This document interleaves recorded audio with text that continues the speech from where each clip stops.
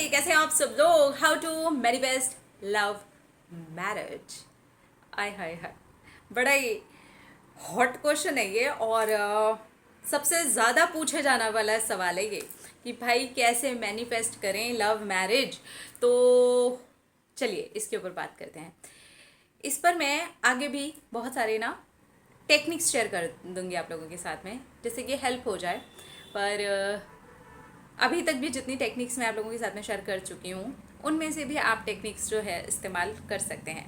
पर वही है ना, आदत है ना, मुझे कीड़ा है इजी करने का, तो वो इजी करूँगी मैं आगे चल करके। ठीक है, आज बात करते हैं कि आप कैसे लव मैरिज को मैनिफेस्ट कर सकते हैं। सबसे पहली चीज़ तो आपको ये समझ लेना बहुत ज़रूरी है कि लव मैरिज आज की डेट में होना बड़ा ही कॉमन है। ठीक है, तो कोई भी ऑब्स्टिकल है, कोई भी प्रॉब्लम है, कोई भी इशू है, अपने दिमाग में से उसको निकालिए बाहर। आपको ये समझना है कि लाखों लोग लव मैरिज करते हैं, आए दिन लव मैरिज होती है। बुरे से बुरे केस भी होते हैं ना, उनमें भी लव मैरिज होती है, तो आपकी भी हो सकती है। उस चीज़ को लेकर के पॉजिटिव नज़रिया। होता क्या है, हम अपनी फैमिली को देख करके, या फिर हमसे पहले कभी किसी ने लव मैरिज नहीं की, या फिर की है तो फिर थोड़ी सी नेगेटिविटी आ गई है उस चीज़ को लेकर के, ये सारी चीज़ें अपने माइंड में घुमाते रहते हैं। फिर हमें अपनी लव मैरिज के लिए टेंशन होता है। तो वो नेगेटिविटी को आपको बिल्कुल भी नहीं घुमाना है, सिर्फ और सिर्फ पॉजिटिव चीज़ को रखना है माइंड में कि हज़ारों लाखों लोगों की लव मैरिज होती है आए दिन, तो मेरी भी हो जाएगी। और ये बहुत ईजी है। जैसे ही आप ईजी बनाते हैं ना अपने माइंड के अंदर, सचमुच में वो ईजी होना शुरू हो जाता है। तो इसको ईजी करें। अब दूसरी चीज़ ये है कि आपको क्या करना है। जो प्रोसेस है सबसे इजी वाला, वो विजुअलाइजेशन है। आपको रात को सोने के पहले विजुअलाइज करना चाहिए कि आपकी लव मैरिज हो रही है, कैसे हो रही है, आपने क्या पहना है, क्या वेन्यू है, वो सारी चीज़ें आप अपने माइंड के अंदर लेकर के आ सकते हैं और विजुअलाइज कर सकते हैं, बिल्कुल एक मूवी की तरह। बाकी बहुत सारी राइटिंग वाली टेक्निक्स भी हैं। तो अगर आपको विजुअलाइजेशन में प्रॉब्लम है तो कोई भी राइटिंग वाली टेक्निक को आप पिक कर लें और आप लिख सकते हैं कि मेरी बहुत खुशी खुशी से लव मैरिज हो गई है, मैं बहुत खुश हूँ। इस तरीके से आप अफर्मेशन लिख सकते हैं उस टेक्निक के अंदर।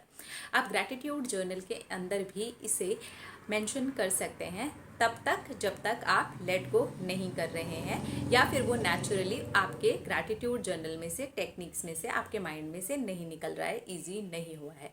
तब तक आप इस चीज़ को इस तरीके से फॉलो कर सकते हैं। दूसरी चीज़ सबसे इम्पॉर्टेंट वाली ये है, ये जो मैंने पहले दो चीज़ें आप लोगों को बताई ना, वो तो आपके अपने लव मैरिज के लिए माइंड को तैयार करने के लिए है। लेकिन अब बात करते हैं कि प्रॉब्लम्स है, फैमिली का इशू है, कोई नहीं मान रहा है, और उनके माइंड में लव मैरिज को लेकर के चीज़ें अच्छी नहीं हैं, नेगेटिव हैं, पेरेंट्स हैं, रिश्तेदार हैं, या कोई भी है।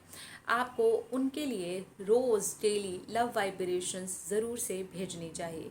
एक इंसान को आप एक बार में पिक करें, 21 डेज़ तक आपको उस इंसान को 10 से 15 मिनट के लिए लव वाइब्रेशन भेजने चाहिए, ताकि वो आपकी खुशी को समझ सकें और आपकी लव मैरिज होने में वो आपकी हेल्प कर सकें।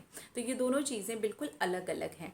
पहली चीज़, आपको अपने माइंड को लव मैरिज के लिए ईजिली रेडी करना है कि बहुत ईजी है लव मैरिज करना, बहुत ही इजी चीज़ है। और आपको इसके साथ इजी होना है, पॉजिटिव सोचना है, पॉजिटिव एफर्मेशंस देने हैं, पॉजिटिव विजुअलाइज करना है। पॉजिटिव एफर्मेशन के साथ में कोई भी टेक्निक को आप कर सकते हैं अगर आप करना चाहते हैं तो। और ये इससे बिल्कुल अलग चीज़ है, जो कि है लव वाइब्रेशन उन लोगों के लिए भेजना जिन लोगों की वजह से आपकी लव मैरिज में दिक्कत आ सकती है। उनके बारे में आपको नहीं सोचना है, उस दिक्कत के बारे में नहीं सोचना है, उस ऑब्स्टेकल के बारे में नहीं सोचना है जो आ सकती है।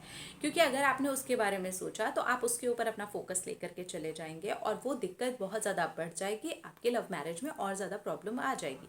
इसलिए आपको दिक्कत के बारे में, प्रॉब्लम के बारे में नहीं सोचना है, किसी भी तरीके की दिक्कत के बारे में नहीं सोचना है। क्योंकि लव मैरिज में कई बार ऐसा होता है कि बहुत ही तरह की दिक्कतें आ जाती हैं, जहाँ पर इंसान को ऐसा लगता है कि चाहे कुछ भी हो जाए, दुनिया इधर से उधर हो जाए, ये दिक्कत सॉल्व हो ही नहीं सकती।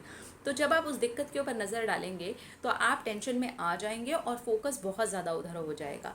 तो दिक्कत पर नज़र नहीं डालनी है, बल्कि उन कपल्स पर नज़र डालनी है जिन्होंने सारे ऑब्स्टेकल्स के बावजूद भी वहाँ पर शादी की है और वो बहुत ज़्यादा खुश हैं। तो आपको इस तरीके से लव मैरिज को देखना है, और इसके बाद में आपको सिर्फ और सिर्फ उन लोगों को लव वाइब्रेशन भेजनी है जिनकी वजह से दिक्कत आ सकती है। मैं फिर कहूँगी, दिक्कत पर फोकस नहीं डालना है, दिक्कत पर ध्यान भी नहीं देना है, जो भी प्रॉब्लम है उसके ऊपर ध्यान नहीं देना है। आपको ध्यान बस ये देना है कि मुझे हीलिंग कहाँ कहाँ करनी है। आपका ध्यान जैसे ही दिक्कत पर गया, आपकी डिस्कशन भी दिक्कत पर गई, तो आपका फोकस वहाँ चला जाएगा। और ज़्यादातर लोग यही गलती करते हैं, वो प्रॉब्लम को ही डिस्कस करते हैं, अपने दोस्तों में भी, अपने रिश्तेदारों में भी, अपने आप से भी, अपने पार्टनर से भी, और दो पार्टनर मिल करके भी वो प्रॉब्लम को ही डिस्कस कर रहे होते हैं। बल्कि सल्यूशन को डिस्कस करना चाहिए, बल्कि लव वाइब्रेशन को डिस्कस करना चाहिए, बल्कि दोनों पार्टनर को मिल करके एक दूसरे के उन लोगों को लव वाइब्रेशन भेजने चाहिए जिनकी वजह से इश्यूज़ आ सकते हैं। बजाय इश्यूज़ के ऊपर बात करने के, आपको सल्यूशन के ऊपर बात करनी चाहिए, ताकि आप अपनी लव मैरिज को इजीली मैनिफेस्ट कर सकें। आपको ये प्रोसेस जो है, लव वाइब्रेशन से लेकर के विजुअलाइजेशन से लेकर के एफर्मेशन वाला सारा प्रोसेस, कम से कम तब तक तो ज़रूर करना चाहिए जब तक आप खुद लव मैरिज को लेकर के पॉजिटिव ना हो जाए, हैप्पी ना हो जाए, रिलैक्स ना हो जाए, अंदर से ये फील आना ना शुरू हो जाए कि यार बड़ा इजी है, ये मेरे लिए भी उतना ही इजी है जितना उनके लिए था, जितना उनके लिए था, जितना इतना लाखों हज़ारों लोगों के लिए रोज़ होता है, उतना ही इजी ये मेरे लिए भी है।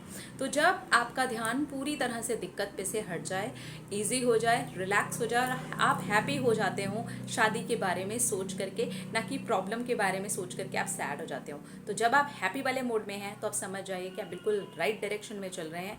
धीरे धीरे करके इस चीज़ को पूरी तरह से छोड़ दें, एफर्मेशंस भी छोड़ दें, विजुअलाइजेशन भी छोड़ दें, पूरी तरह से लेट गो कर दें। लव वाइब्रेशंस देना भी 21 डेज़ के बाद में सब लोगों को छोड़ दें।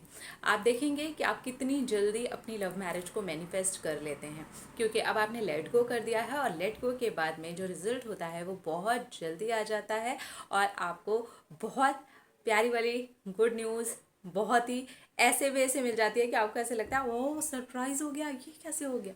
ऐसी सक्सेस स्टोरीज आ चुकी हैं ऑलरेडी। तो अगर आप इस तरीके से फॉलो करते हैं तो ज़रूर से आप अपनी लव मैरिज को मैनिफेस्ट कर लेंगे बहुत जल्दी ईजीली। अपना रखिए ख्याल, अपने आप से कीजिए ढेर सारा प्यार, तक के अट्रैक्ट करें ढेर सारा प्यार। I love you all, Tata.